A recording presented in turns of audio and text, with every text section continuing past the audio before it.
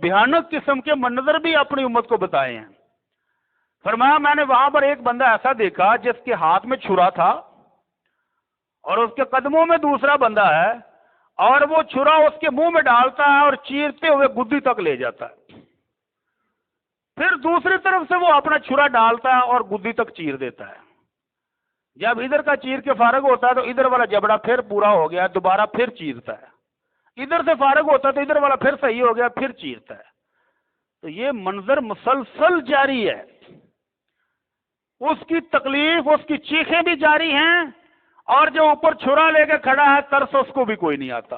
तो अल्लाह के नबी सल्लल्लाहु अलैहि वसल्लम फरमाते हैं कि मैंने जिब्राइल से पूछा, जिब्रील ये कौन सा बदनसीब है जिसको इतनी सख्त सजा हो रही है? तो वो कहते हैं अल्लाह के रसूल ये वो शख्स है झूठा, जो एक झूठ बोलता था तो इसको अल्लाह ने सलाहियत ऐसी दी थी कि इसका झूठ दुनिया के कोने कोने में पहुंचता था।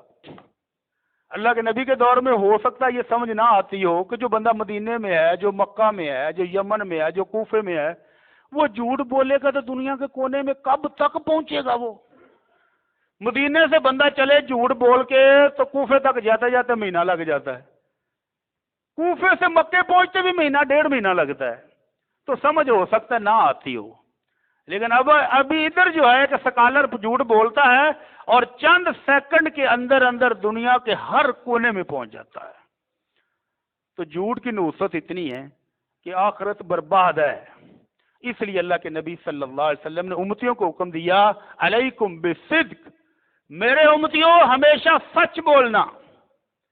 फ़इन्न सिद्क यहदी इलल बिर, जो बंदा सच बोलना शुरू कर दे अल्लाह उसको नेकियों की तौफीक दे देता है, और जिसको नेकियों की तौफीक मिल जाए वो जन्नत में पहुंच जाता है। और जो तहैया कर ले, पक्का अज़म कर ले कि मैंने सच ही बोलना, झूठ नहीं बोलना, तो वो मुसलसल सच बोलने की वजह से एक वक्त आता है कि अल्लाह के फरिश्ते पक्की मोहर लगा के लिख लेते हैं कि ये बंदा अल्लाह के सच बोलने वालों में से है, फिर इसकी जुबान से झूठ नहीं निकलता। फिर वो दुनिया के नुकसान नहीं सोचता, फिर वो ये नहीं देखता कि क्या होगा, लो जी कारोबार जा रहा है, लो जी औलाद को नुकसान हो रहा है, लो जी घर में आफत आ जाएगी, वो नहीं सोचता किसी चीज को। और फिर अल्लाह की रहमतें आती हैं। सच बोलने से कुछ तबाही नहीं आती है। मुहद्दिसीन में से एक मुहद्दिस, उनके दो बेटों ने हज्जाज बिन यूसुफ जैसे जालिम बादशाह के खिलाफ बगावत कर दी कि ये बड़ा जालिम है, और हज्जाज ने भी पुलिस भेज दी कि पकड़ो इनको। ढूंढते रहे नहीं मिल रहे।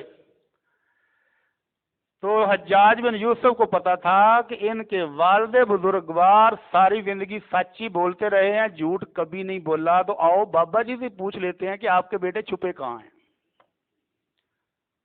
तो ये हरबा उसका कामयाब हो गया कि वैसे ढूंढ रही है पुलिस, नहीं मिल रहा। दरवाजा खटखटा के बाबा जी से पूछा, बाबा जी आपके वो दोनों बागी बेटे किधर हैं? बाबा जी कहते हैं इत्तेफाक से आज वो घर में ही हैं, वल्लाहुल मुस्तान, मेरे बेटे घर में ही हैं, अब तुम गिरफ्तार करके क्या अशर करोगे, मेरा अल्लाह मालिक है, मुझे कोई परवाह नहीं है। तो हज्जाज बिन यूसुफ बाबा जी की सच्चाई से इतना मुतासर हुआ कि अपने शदीद तरीन दुश्मनों को वहीं छोड़ के कहता है कुछ नहीं कहो, बाबा जी के सच के सदके माफ। तो मोमिन वही है जो सच बोले और हर हाल में सच बोले, कोशिश करे सच बोलने की, तो अल्लाह के फरिश्तों के खातों में सच्चा लिखा जाए। और एक वो है जिसकी जुबान को चस्का लग जाता है झूठ बोलने का, झूठ बोल के इसको गेड़ा कराया तो बाद में तालियां मारते हैं, क्या बात है यार, सही घुमाया ही वैसे इनू। वालिद को गेड़े करा रहा है, वालदा को करा रहा है, भाइयों को करा रहा है, बहनों को करा रहा है, और समझ रहा है कि मेरे जैसा कामयाब बंदा कोई नहीं। कहते हैं ये भी सियासत है भाईजान, अगर ये सियासत ना हो तो घर नहीं चलते। हाँ जी, ये सियासत ना हो तो फैमिली नहीं जीन देंदी, ना ना, इसको सियासत का नाम दे के झूठ पर चल पड़ते हैं। तो जिस बंदे को झूठ की आदत पड़ जाए, तो आमना के लाल सल्लल्लाहु अलैहि वसल्लम फरमाते हैं झूठा आदमी दीगर गुनाह भी आसानी से कर लेता है, क्योंकि झूठ राह दिखाता है गुनाहों की, اور جو گناہوں کی راہ پر چل پڑا تو وہ اس کو سیدھا جہنم میں پہنچا کے چھوڑتا ہے۔ اور جھوٹ بولنے والا جب مسلسل ہر بات پہ جھوٹ، ہر معاملے میں جھوٹ، فیملی کے ساتھ جھوٹ، کاروبار میں جھوٹ، ملنے جلنے والوں کے ساتھ جھوٹ، جب وہ مسلسل جھوٹ بولتا ہے تو فرشتے بھی مور لگا دیتے ہیں کہ یہ تو ہے ہی کذاب، جھوٹا، پاپی آدمی ہے۔ اور اگر کسی کی حالت یہ ہو جائے، میں بھی جانتا ہوں، آپ بھی جانتے ہیں، بڑے بڑے فنکار ہماری سوسائٹی میں موجود ہیں، مل جلنے والوں میں، خاندان میں، برادری میں، محلے میں، ایسے ایسے فنکار کہ جن کو لوگ کہتے ہیں کہ اس جیسا فراڈیا کوئی نہیں، اور سامنے آئے جائے السلام علیکم واجی صاحب، چودھری صاحب، فلاں صاحب، جو پیاں پاپا کے ملیں گے، چائے منگوائیے، کافی منگوا لو، ایک کپ کافی نہیں ہو جائے، اٹھ کے جانا جائے تو یہ ورگا بشرم ہی کوئی نہیں ہے۔ تو وہ مت سمجھے کہ اس کی فنکاریاں کہیں نوٹ نہیں ہو رہی، اس کی یہ فنکاریاں، یہ اداکاریاں، یہ ساری لکھی جا رہی ہیں۔ جھوٹ کی حد کیا ہے؟ شیخو پورہ سے لاہور 30 کلومیٹر، بندہ شیخو پورہ کی عدالت میں کیس لڑ رہا ہے اور اس کا شاگرد قسمیں کھا کھا کے کہہ رہا ہے کہ استاد جی شاہدرہ چوک میں ٹریفک میں پھنسے ہیں، 2 منٹ جی پہنچ بیٹھو۔ میں کیا یار کبھی سچ بھی بول لے کر، کہتا ہے میرے استاد جیسا اسٹریٹ فارورڈ، سچا، ایماندار آپ کو تحصیل فرود والا میں ایک بندہ نہیں ملے گا۔ تو میں نے کہا آپ ان کو جن کو تم نے روکا ہوا ہے کیوں ان کو جھوٹ پر لارے لگا رہا ہے؟ تجھے بھی پتا ہے کہ تیرا استاد وہاں پر گیا ہوا کیس لڑنے، وہ آج نہیں آئے گا، ہر آدھے گھنٹے بعد بس وہ پہنچا، آپ بیٹھے چائے پیئیں، بوتل پیئیں۔ اور یہ کون ہے جس کو شاگرد کہہ رہا ہے کہ اس جیسا اسٹریٹ فارورڈ، سچا، ایماندار ہے ہی کوئی نہیں۔ اگر یہ سب سے سچا ہے تو باقی کا آپ پہ حساب لگا لو کہ وہ کیسے ہوں گے۔ 100 روپے میں جھوٹی گواہی دینے والا میسر ہے آپ کی ہر عدالت میں۔ میں حیران ہوں کہ سوچ اتنا سستی۔ اور آمنہ کے لال صلی اللہ علیہ وسلم بیٹھے ہوئے تھے، آپ کا چہرہ مبارک غصے سے سرخ ہو گیا، آپ سیدھے ہو کے کہنے لگے الا و شہادت الزور، الا و شہادت الزور۔ صحابی رسول کہتے ہیں ہمیں ترس آنے لگ گیا کہ کاش آمنہ کے لال اب چپ کر جائیں۔ اتنا غصہ کہ لوگوں خبردار جھوٹی گواہی سے بچ کے رہنا، جھوٹی گواہی سے بچ کے رہنا۔ اور یہاں جھوٹے قرآن اٹھانے والے کتنے چاہیے دینے؟ اتنے تو تاج کمپنی نے قرآن نہیں چھاپے ہوں گے جتنے جھوٹے گواہ مل جائیں گے۔ جس کو آپ جانتے نہیں، پہچانتے نہیں، جان پہچان نہیں، آپ کے اس واقعے میں وہ موجود نہیں، وہ کہنا قرآن چکن واسطے میں تیار ہے، صرف 500 لگے گا۔ انا للہ و انا الیہ راجعون۔ اور آمنہ کے لال صلی اللہ علیہ وسلم نے عربوں کے ہاں قسم کی اہمیت، عربوں کے ہاں جھوٹی قسم کھانے کی سزا، یہ جو بھی کہتے ہیں نا 100 اونٹ دیت ہے ایک بندے کی، ایک بندہ اگر مارا جائے بے گناہ تو قاتل اگر دیت دینا چاہے تو 100 اونٹ۔ وہ شروع کہاں سے ہوئی ہے؟ عربوں سے۔ ابو طالب نبی علیہ السلام کے چچا، ان کا ایک غریب گھرانے کا ایک مزدور مزدوری کرنے دوسرے قبیلے میں گیا، تو سردار جی نے اس قبیلے والوں کو کہا کہ بندہ ساڈا غریب ہے، کام محنت نہ کردا، دھیان رکھیا جے۔ ان کا سردار جی فکر ہی نہ کرو، تہاڈا بندہ ساڈا اپنے گھر دا فرض ہے۔ اور ایک روز ان کے قافلے سے، ان کے قبیلے سے ایک قافلہ گزرا، انہوں نے رات ادھر بسر کی، تو ان کے اونٹ کو باندھنے کے لیے رسی نہیں ملی، تو انہوں نے اس قبیلے والوں سے کہا کہ یار ایک رسی دے دو۔ اس دور میں رسی بھی قیمت رکھتی تھی، تو اس مزدور نے اپنے اونٹ کا گوڈا کھول کے تو رسی ان کو دے دی کہ چلو یہ مسافر ہے، ہم تو علاقے کے، ہمارا اونٹ کہاں جائے گا۔ اور وہ اونٹ کھسک گیا، کھلا تھا تو کھسک گیا۔ چودھری صاحب نے دیکھا جی ایک اونٹ نہیں ہے، وہ اس کی رسی کدھر ہے؟ جی وہ میں نے ان کو دے دی تھی، مسافر تھے بےچارے غریب آدمی کہیں سے آئے ہیں، تو رسی ان کو دے دی۔ اس بات پر اس نے ڈنڈا سر میں مارا اور بندہ پھڑکا دیا، اور وہ بندہ مرتے مرتے اسی قبیلے کے ایک بندے کو بتا گیا کہ میں مکے کا ہوں، میرا سردار ابو طالب ہے، حج کے موقع پر جب سارے سردار آئیں گے نا تو میرے سردار کو بتا دینا کہ انہوں نے مجھے ڈنڈا مار کے مارا ہے اور وجہ یہ تھی۔ اس کے بعد بندہ مر گیا تو سردار کو پیغام بھیجا، یہ آپ کا بندہ بیمار ہو گیا تھا جی، سردار بڑے علاج کرائے ہیں، نہیں بچ سکا، اللہ دا حکم جی۔ سردار نے کہا ٹھیک ہے اللہ دا حکم۔ حج کا موقع آیا تو وہ بندہ اعلان کر رہا ہے مکے کا سردار ابو طالب ہے تو میری بات سنیں. ابو طالب نے کہا بھائی ہاں میں یہ ہوں کرو بات. کہنے لگا جی وہ آپ کا ایک مزدور. ہاں جی وہ تو فوت ہو گیا تو بیماری کی وجہ سے. نہیں بیماری کی وجہ سے نہیں, ان کے سردار نے اس کے سر میں ڈنڈا مارا تھا اور اس ڈنڈے سے وہ مرا ہے اور وجہ ایک رسی.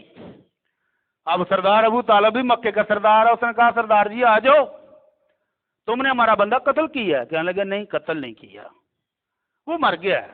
انہوں نے کہا جی اس بات کی قسم دے دو کہ وہ مر گیا ہے, وہ بیماری سے فوت ہوا ہے اس کی قسم دے دو, یا 100 اونٹ یا 50 قسمیں, ایک بندے کی 2 اونٹ, 50 قسمیں دے دو یا 100 اونٹ دے دو.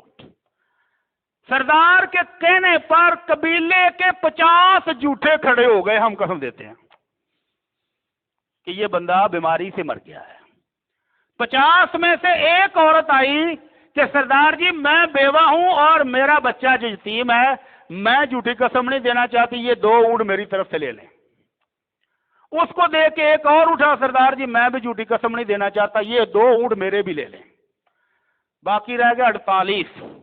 عبداللہ بن عباس کہتے ہیں اللہ کی قسم اگلا سال حج کا موقع آنے سے پہلے پہلے وہ جھوٹے 48 کے 48 اس جھوٹی قسم کی مار سے مر گئے, ختم ہو گئے. عدالتوں میں بیٹھے 100 روپے میں شہادت, آؤ جی میں دیتا ہوں گواہی, میں دیتا ہوں گواہی. اللہ سے ڈر جائیں, اللہ سے خوف کھا لیں. اللہ کہتے ہیں یا ایھا الذین آمنوا اتقوا اللہ, ایمان والو اگر ایمان کا دعویٰ بھی ہے تو اللہ سے ڈر جاؤ. وکونوا مع الصادقین, سچے کے ساتھ کھڑے ہو جو خواہ رشتہ دار ہو خواہ بیگانہ ہو, اور جھوٹا رشتہ دار بھی ہو تو جھوٹی قسم نہیں دینی ہے. رشتہ داریاں نبھاتے اپنی آخرت نہ برباد کر لیں. تو پچھلے جمعے شروع کیا تھا کہ وہ جھوٹی حدیثیں آمنہ کے لال کا نام لے کر جو لوگوں نے تراشی ہیں کہ اگر یہ کام آپ کے گھر میں ہوا تو غربت آ جائے گی, فقر و فاقہ آ جائے گا, بے برکتی ہو جائے گی. ان حدیثوں میں سے ایک لمبی حدیث ہم نے شروع کی تھی, اس میں سے ایک حصہ یہ ہے کہ جس گھر میں کوڑا پڑا رہے, کوڑا کرکٹ جمع ہو گیا اور وہ نکالے نہ تو اس گھر میں فقر آ جاتا ہے.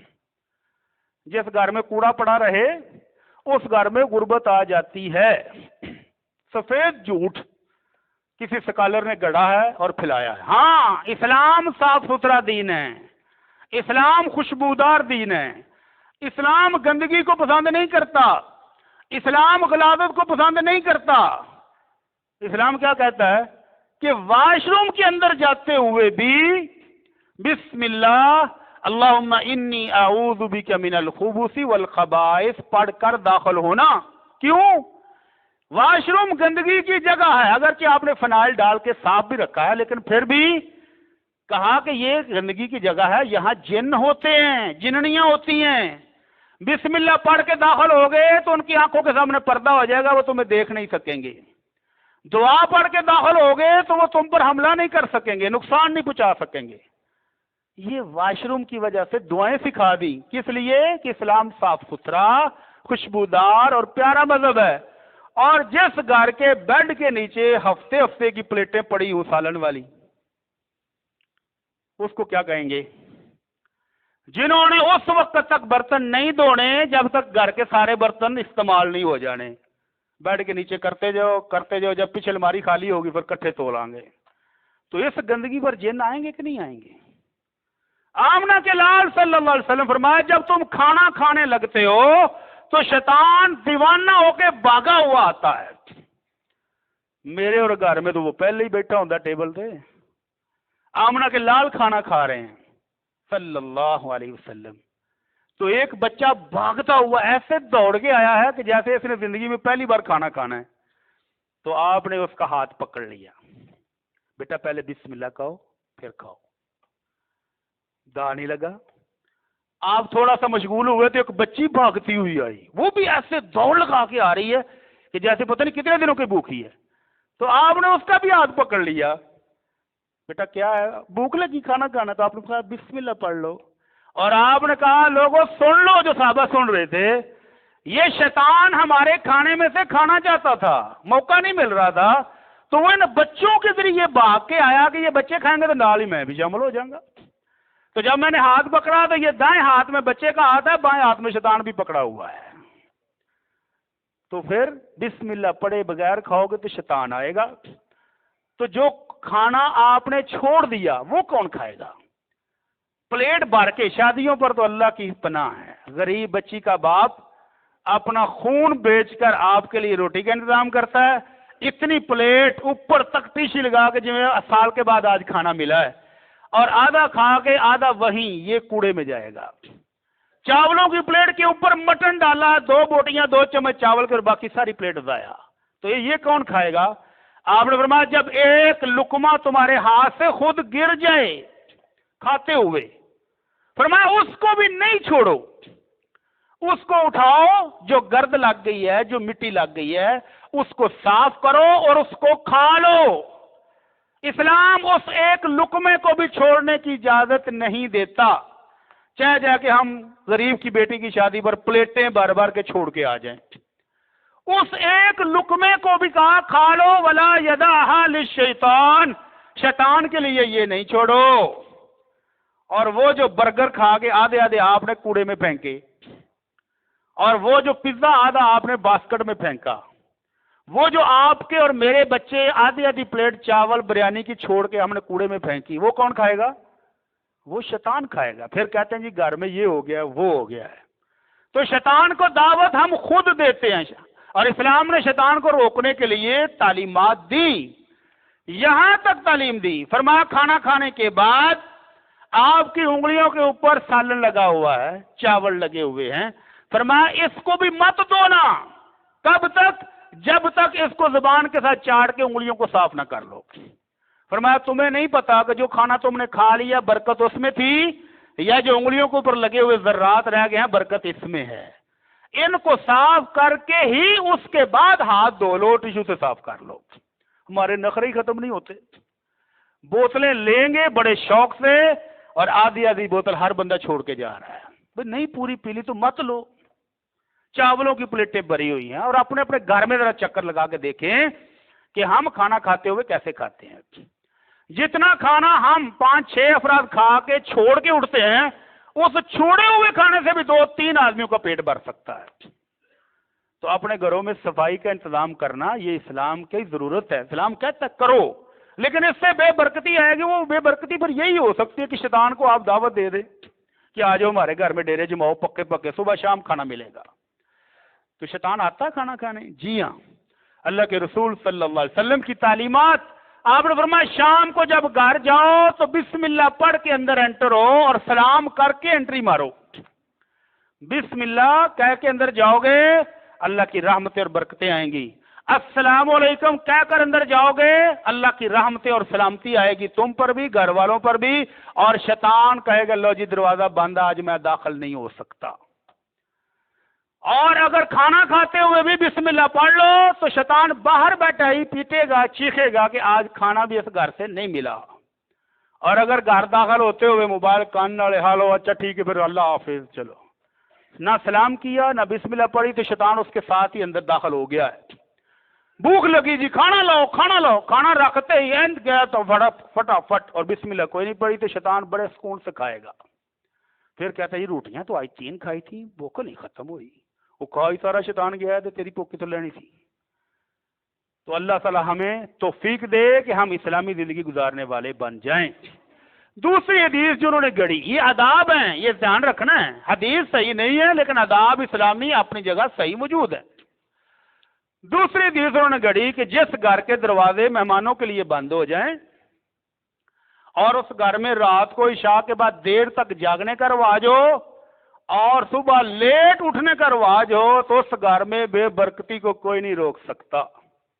اس گھر میں فقر و فاقے کو آنے سے کوئی نہیں روک سکتا. بات کسی حد تک ٹھیک ہے لیکن حدیث کے طور پر آمنہ کے لال کی زبان مبارک سے نکلا ہو ایسا کوئی فرمان نہیں. تو اسلامی آداب ہیں کیا؟ رشتہ دار آئیں، مہمان آئیں تو کیا کرنا چاہیے؟ آمنہ کے لال صلی اللہ علیہ وسلم فرماتے ہیں من کان یؤمن باللہ والیوم الآخر فلیکرم ضیفہ. جو بندہ اللہ کو مانتا ہے، آخرت کے دن کو مانتا ہے، تو وہ اپنے مہمان کو خوش آمدید کہے، وہ اپنے مہمان کو ویلکم کرے. اپنے مہمان کو عزت کے ساتھ گھر میں لے آئے. وہ رشتہ دار بھی ہو سکتا ہے، دوسرا بھی ہو سکتا ہے. اب کھلانا کیا ہے، ضروری نہیں ہے کہ ہر مہمان کے آنے پر آپ ادھار پکڑ کے مٹن ہی لے کر آئیں. جو میسر ہے اس کی خدمت کریں. اللہ کے نبی صلی اللہ علیہ وسلم نے فرمایا کہ وہ مہمان جو آپ کے گھر میں آ گیا ہے، مسلمان پر لازمی ہے کہ اس کی وہ 1 دن بہترین دعوت کرے اور 3 دن اچھا کھانا کھلائے. اور اس کے بعد مہمان کو بھی کہا کہ کسی مسلمان کے لیے حلال ہی نہیں، جائز ہی نہیں کہ وہ کسی کے گھر میں اتنے دن ٹھہرا رہے حتیٰ یؤسمہ، حتیٰ کہ ان کو گناہ گار کر دے. کیسے گناہ گار کرے کہ وہ کہیں گے ہوں جاندہ ہی نہیں، پکا ہی ہو گیا. اب وہ تنگ پڑ گئے ہیں، اچھے اچھے کھانے کھلائے ہیں 3-4 دن، اب وہ بیچارے خود دار روٹی پہ آ گئے ہیں اور یہ نخرے بھی کر دو، آج دال ہی پکا لیجیے، آج ٹنڈے ہی پکا لیجیے. تو چلا جا اپنے گھر واپس، ان کو تیرے دن ہو گئے. تو اتنے دن ٹھہرنے کی بھی اجازت نہیں ہے. اور رشتہ داروں کی رشتہ داری کی اہمیت، آمنہ کے لال صلی اللہ علیہ وسلم فرماتے من احب ان یبسط له فی رزقہ وینسأ له فی اثرہ، جس بندے کو یہ خواہش ہو کہ اللہ اس کے رزق میں برکت ڈال دے، اس کی عمر میں برکت ڈال دے، فلیصل رحمہ، وہ اپنے رشتہ داروں کے ساتھ اچھا سلوک کرے. رشتہ دار آئیں تو منہ نہ بسوریں، اپنی طاقت کے مطابق ان کی خدمت کریں، ان کا احترام کریں. اگر کوئی وہ مدد لینے آئے ہیں تو اپنی ہمت کے مطابق مدد کر دیں. لیکن بیماری اس وقت پڑتی ہے جب دولت کی فراوانی ہو جائے. غریب آدمی کو چڑھ جاتے ہیں کہ ہمارے گھر میں مہمان آیا ہے، بسم اللہ کریے ساڑھے مہمان آ گئے. اور امیر آدمی لو جی آج پھر آ گیا. تو اللہ رب العزت نے اس جرم کی کہ مہمان آنے پر، اپنے عزیز و اقارب کے آنے پر جو منہ بسورتا ہے، جس کو دل میں کڑن ہونی شروع ہو جاتی ہے، اللہ تعالیٰ نے سزا بھی بڑی سخت رکھی ہے. اللہ رب العزت نے جس روز اس رشتہ داری کو پیدا کیا، اس کو بھی ایک شکل و صورت دی، اور یہ باغ کر اللہ کے عرش سے چمٹ گئی. تو رشتہ داری نے کیا کہا، اللہ یہ انسان مجھے توڑیں گے. تو اللہ نے کہا کہ اس بات پر خوش ہے، من وصل اخی وصلتہ، جو تجھے جوڑے گا میں اس کو اپنی رحمتوں سے جوڑ لوں گا. ومن قطع اخی قطعتہ، اور جو تجھے توڑے گا میں اپنی رحمتوں سے محروم کر دوں گا. یہ رشتہ داری کے ساتھ اللہ کا وعدہ ہے، اور اللہ کا وعدہ ہو کے رہتا ہے. تو ذرا چیک کر لیں، ہمیں شکوہ ہے کہ کاروبار نہیں چلتے، گھر میں برکت نہیں ہے، گھر میں سکون نہیں ہے. کہیں ایسا تو نہیں کہ ہم نے رشتہ داروں کا بائیکاٹ کیا ہوا ہے، فلاں تو سلام دعا بھی بند ہے، فلاں کا موبائل آئے نہیں سننا، فلاں گھر پہ آئے دروازہ نہیں کھولنا، فلاں آ جائے تو بچے کو کہتے ہیں ان کو ابو گھر پہ نہیں ہے. بچوں کو بھی جھوٹ سکھا رہے ہیں. اور پھر وہی بچہ جب 10-12 سال کا ہو گیا ابو کو گیڑے کراتا ہے تو آندہ ہے پتہ نہیں یہ کدے تے گیا ہے. پیو آندہ ہے یہ مامے تے ٹر گیا ہے، ماں آندھی نہیں تائے تے گیا ہے. یہ مطلب کی ہویا کہ دو پاسے گیڑے کرانے والے جمے سن. تو وہ بچہ 2 سائڈوں تو سیکھ گیا ہے. تو اللہ رب العزت کیا کہتے ہیں، اللہ رب العزت نے بڑی سخت سزا دی. فَهَلْ عَصَيْتُمْ إِن تَوَلَّيْتُمْ أَن تُفْسِدُوا فِي الْأَرْضِ وَتُقَطِّعُوا أَرْحَامَكُمْ، اگر اللہ منصب دے دے، عہدہ دے دے، دولت دے دے، شہرت دے دے، اللہ نے رزق میں برکت دی ہے، اور تم رشتہ داریاں توڑنے لگ جاؤ گے، تم زمین میں فساد کرنے لگ جاؤ گے، تو اللہ کہتے ہیں اولئک الذین لعنہم اللہ فاصمہم واعمی ابصارہم، یہ لوگ جو رشتہ داریوں کو دولت کی وجہ سے توڑتے ہیں، جو امیر ہونے کے بعد رشتہ داروں سے تعلق ختم کر لیتے ہیں، جن کو منصب اور عہدے مل جائیں اور وہ رشتہ داروں کو دور کرتے ہیں، اللہ کہتے ہیں ان پر میری لعنت بھی ہے، ان کو میں آنکھوں سے اندھا اور ان کو کانوں سے بہرا کر دیتا ہوں. پھر ان کو حق سنائی نہیں دیتا. پھر خاندان کے بزرگ کٹھے ہو کر کہتے ہیں یار کوئی تھوڑا خیال کر لو، اللہ نے بڑا خیر کیتی ہے، غریب ہے تہاڈا بھرا، صلح کر لو. اندر نے جی نہیں یہ نال تو بائی کٹ پکا ہے، اس کی تو بات ہی نہ کریں، اس کا نام ہی نہ لیں میرے پاس. کیوں نہ لیں؟ کیونکہ اب میرے پاس دولت ہے، اب میرے پاس شہرت ہے، اب میرے پاس بڑی گاڑی ہے، بڑا گھر ہے، اس لیے غریب بہن بھائی اب میرا نہیں رہا. تو اللہ کہتا ہے یہ نہیں سن رہا، بلکہ اللہ نے وہ توفیق ہی چھین لی ہے جس سے کانوں میں آواز جاتی تھی. اب اس کو غریب بہن بھائی نظر نہیں آتا. کیوں؟ کیونکہ اللہ نے دیکھنے کی صلاحیت ہی چھین لی ہے. اب اس کے دل میں نرمی کیوں نہیں؟ کیونکہ اللہ نے آسمان سے لعنت پھیر دی ہے. اپنے اپنے گریبان میں ہم سب کو جھانکنا چاہیے کہ جس کے ساتھ میرا بائیکاٹ چل رہا ہے کہیں اس وجہ سے تو نہیں کہ وہ میرے سے کمتر ہے، غربت ہے، مال نہیں ہے، عزت نہیں ہے، شہرت نہیں، اس وجہ سے اگر یہ کر رہے ہیں تو فوراً توبہ کر لیں، اندر ہی اندر دل کے اندر ابھی توبہ کریں، ہو سکتا ہے کہ اللہ کی کہیں پکڑ ہی نہ آ جائے۔ اللہ ہم سب کو محفوظ فرمائے۔ تیسری حدیث کہتے ہیں جی کہ جس گھر میں مرد حضرات یا خواتین کپڑے پہنتے ہوئے پہلے بایاں پاؤں پہنیں گے اس گھر میں غربت آ جائے گی، اللہ ٹنگے گا، بچیں گے کدھروں۔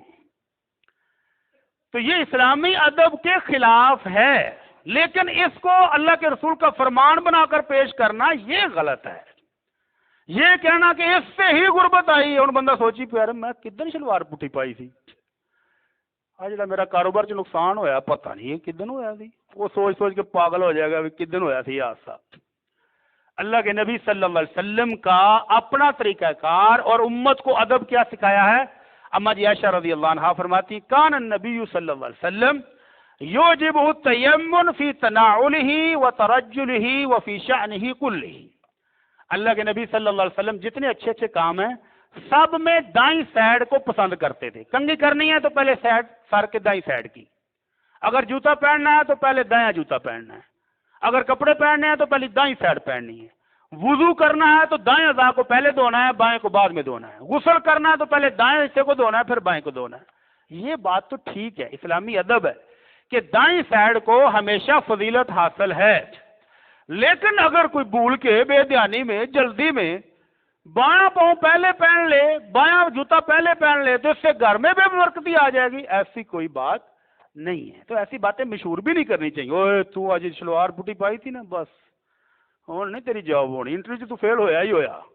تو بندے کو وہم کا شکار کر دیتے ہیں، اور ایک دفعہ ایسا خطرناک وہم ذہن میں بیٹھ جائے تو ایسے بزرگوں کی سٹوریاں بھی سنی ہوئی ہیں جو کراچی جا رہے ہیں اور کراچی جا کر کام کرنے کے بجائے واپسی ٹرین لے کر واپس آ جاتے ہیں سائی وال یا لاہور۔ کیا ہوا ہے؟ ٹرین پر بیٹھتے ہوئے میں نے بایاں پاؤں رکھ دیا تھا، اتنا سفر کر کے واپس دوبارہ ٹکٹ لے کر ٹرین پر بیٹھتے ہوئے دایاں پاؤں رکھیں گے، ہون میرا کام ہوئے گا، پہلے نہیں سی ہونا۔ تو یہ وائرس دماغوں میں نہیں بیٹھنے دینا، کچھ نہیں ہوتا، کوئی غربت نہیں آتی، بس اللہ سے ڈرتے رہیں اور سچ بولتے رہیں، اللہ خیر فرمائے گا۔ چوتھا عمل کہتے ہیں جو بندہ مغرب کے بعد سو جائے عشاء سے پہلے تو اس کے گھر میں بھی غربت آتی ہے۔ اب ایک بندہ صبح فجر سے گیا ہو اور شام سے پہلے آیا ہے کام کاج سے مزدوری سے تھکا ہوا، آ کے نماز پڑھی ہے مغرب کی اور جہاں بیٹھا تھا روٹی کھا کے وہیں سو گیا، تو یہ گھر تو بے برکتی پکی ہے۔ پھر مزدور سب کا بیچارہ تو سارا گیا نا۔ جو ڈرائیونگ کر کے کراچی سے ابھی پہنچا ہو اور شام کی نماز پڑھ کے وہ کہتا ہے میں تھوڑا آرام کر رہا ہوں، نہیں بے برکتی آ جائے گی سومی نا، یہ بالکل فضول اور بےہودہ باتیں ہیں۔ ہاں اسلامی ادب یہ ہے کہ عام روٹین میں اللہ کے نبی صلی اللہ علیہ وسلم مغرب کے بعد سونا ناپسند کرتے تھے، وجہ عشاء کی نماز خراب ہوگی، وجہ اگر سو کے رات کو 1 بجے اٹھا ہے تو دوبارہ نیند نہیں آئے گی، اور پھر فجر کی نماز کے پہلے نیند آئے گی اور فجر کی نماز بھی خراب ہوگی۔ تو اس لیے آپ مغرب کے بعد سونے کو ناپسند کرتے تھے اور عشاء کے بعد بلا وجہ جاگنا ناپسند کرتے تھے۔ تو اتنی بات تو ٹھیک ہے، لیکن یہ کہنا کہ جو مغرب کے بعد سویا تو اس کے گھر میں بے برکتی آ جائے گی، ایسی کوئی بات نہیں ہے۔ اس کے بعد ایک آخری مزیدار بات انہوں نے کی کہ جو بندہ اپنی آمدن سے زائد خرچ کرتا ہے اس کے گھر میں بھی بے برکتی آ جائے گی۔ تجربے کے طور پر تو بات ٹھیک ہی لگتی ہے کہ جس بندے کی آمدنی 50,000 مہینہ ہے اور وہ خرچہ کرے 2 لاکھ کے حساب سے تو پھر برکتی آنی ہے، لیکن اس کو یہ کہنا کہ اللہ کے نبی کا فرمان ہے، یہ جھوٹ ہے۔ اپنی آمدن کے مطابق خرچ کرنا یہ سمجھداری کی علامت ہے، اپنی آمدن سے زائد خرچ کرنا لوگوں میں شوشہ بنانے کے لیے یہ حماقت ہے، لیکن اس کو کہنا کہ اللہ کے نبی کا فرمان ہے کہ اس سے بے برکتی آ جائے گی، یہ غلط ہے۔ اللہ ہمیں سمجھ عطا فرما دے۔ تو اسلام تو کہتا ہے کہ جتنی چادر ہو اتنے پاؤں پھیلا لو۔ اللہ رب العزت کہتے ہیں لوگوں کھاؤ کلو واشربو ولا تسرفو، کھاؤ پیو، اللہ نے جو نعمتیں دی استعمال کرو، لیکن اسراف نہیں کرنا۔ اسراف کا مطلب کہ آپ کی ضرورت سے زائد آپ مت خرچ کریں۔ مہمان 2 آئے ہیں اور کھانا اتنا تیار کروایا ہے کہ 20 بندے بھی ہوں تو ختم نہیں ہوگا. اب وہ زائد کھانا کہاں جائے گا؟ وہ یا تو فریج میں پڑا پڑا خراب ہوگا